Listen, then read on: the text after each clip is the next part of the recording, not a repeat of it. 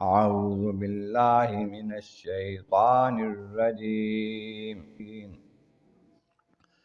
بسم الله الرحمن الرحيم وإلى عاد أخاهم هودا قال يا قوم اعبدوا الله ما لكم من إله غيره أفلا تتقون قال الملأ الذين كفروا من قومه إنا لنراك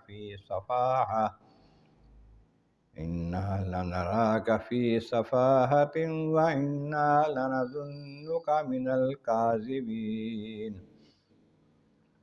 قال يا قوم ليس بي سفاهة ولكني رسول من رب العالمين أبلغكم رسالات ربي وأنا لكم ناصح أمين صدق اللہ العظیم۔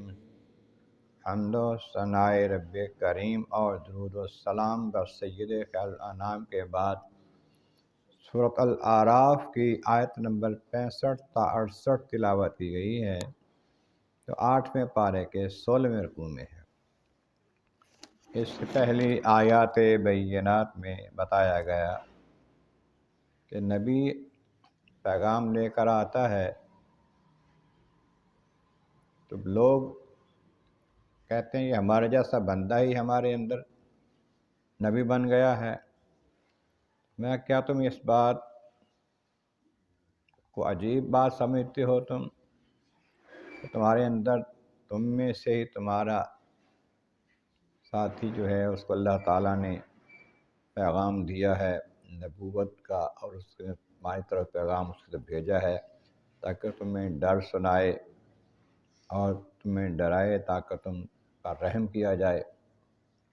انہوں نے جھٹلایا اس کو، تو اللہ تعالیٰ جل شانہ فرماتا کہ ہم نے انہیں یعنی نوح علیہ السلام کو اور ان کے ساتھیوں کو جو ایمان والے تھے کشتی میں سوار کر کے بچا لیا، اور باقی قوم کو جو جھٹلانے والی تھی ہماری آیتوں کو اسے غرق کر دیا۔ اور وہ قوم اندھے تھے، لوگ عقل کے اندھے۔ فرمایا کہ ویلا عاد اخاہم ہودا، قوم عاد کی طرف ہم نے ہود علیہ السلام کو نبی بنا کر بھیجا۔ قوم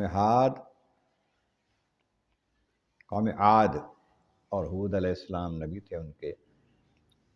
کیونکہ عاد جو ہے یہ دو ہیں، عاد ایک شخص کا نام تھا، تو قومیں دو تھیں عاد کے نام سے، عاد اولا، عاد ثانیہ یا اخرى۔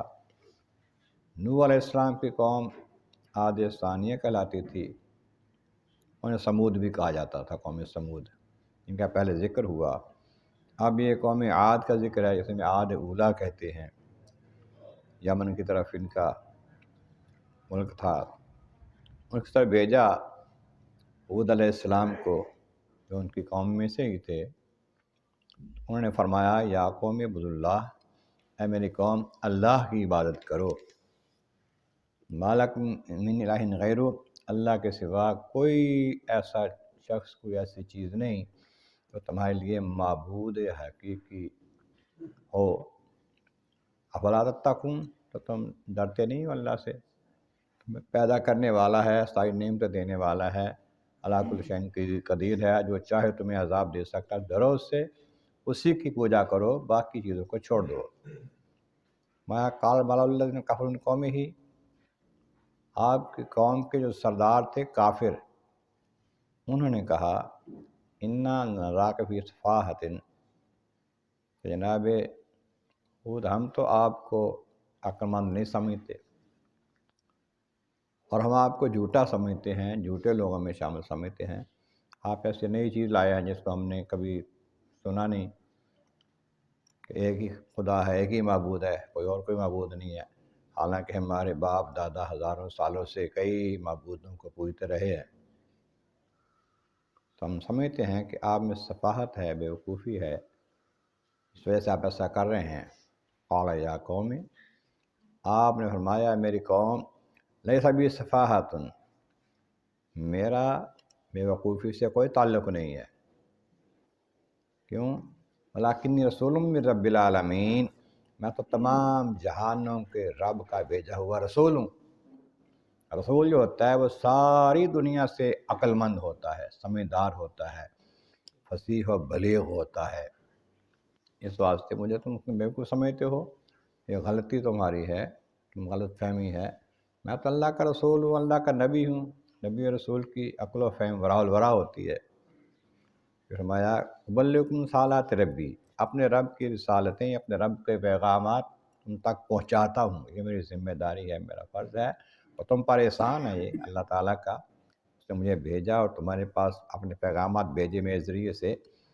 انا لکم ناصح امین، اور میں تمہارے واسطے بڑا خیر خواہ ہوں اور امانت دار ہوں، امین ہوں، خیانت نہیں کرتا۔ جو پیغام تمہارے واسطے مجھے ملتا ہے تو میں پہنچاتا ہوں، اور نصیحت کرتا ہوں، خیر خواہی کرتا ہوں تمہاری بھلائی کے لیے، تمہارا پیغام دے رہا ہوں تمہیں، نقصان نہیں تمہارا اس میں کوئی بھی۔ نبی اللہ کا جو ہوتا ہے وہ ناصح ہوتا ہے، خیر خواہ ہوتا ہے، نصیحت کرنے والا ہوتا ہے، بھلائی کرنے والا ہوتا ہے قوم کے لیے، اور امین بھی، امانت دار بھی ہوتا ہے۔ اس کے بعد اگلی آیت میں اس کی مزید تفصیل آئے گی انشاءاللہ تعالی۔